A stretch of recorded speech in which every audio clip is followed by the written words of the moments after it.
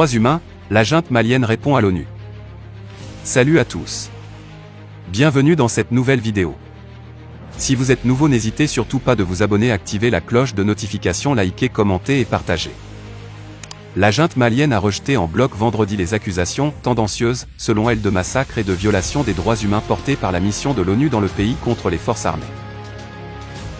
Les allégations sont très souvent tendancieuses, non recoupées, rapportées selon des témoignages non contradictoires, ne s'appuyant sur aucune preuve tangible et souvent faites sous la menace des groupes terroristes, a écrit le ministère des Affaires étrangères dans un document diffusé sur les réseaux sociaux après la publication mercredi d'une note trimestrielle de la mission de l'ONU au Mali, MINUSMA, sur les droits humains.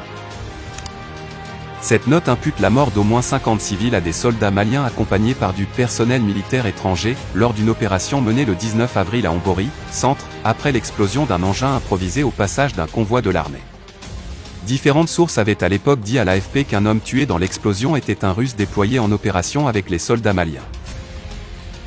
Parmi les hommes faits prisonniers, 2 sont morts sous la torture et, le 24 avril, un militaire aurait tué sommairement 20 autres prisonniers au camp de l'armée malienne à Ombori, dit la MINUSMA. Au total, les opérations des forces maliennes ont causé la mort de 96 civils au deuxième trimestre, sur un total de 317, dont 200 imputables au groupe djihadiste, dit la MINUSMA. Ces incriminations ont pour objectif de ternir l'image des forces maliennes et de les discréditer vis-à-vis des populations et de la communauté internationale, a estimé le ministère malien dans ce qu'il présente comme sa réponse livrée à la MINUSMA avant la publication de son rapport par cette dernière. Toutes les opérations des forces maliennes sont conduites dans le strict respect des droits de l'homme et du droit humanitaire international, ont affirmé les affaires étrangères maliennes. Les soupçons d'abus donnent systématiquement lieu à des enquêtes et des sanctions s'il y a lieu, disent-elles, reprenant l'argumentaire brandi à chaque mise en cause similaire.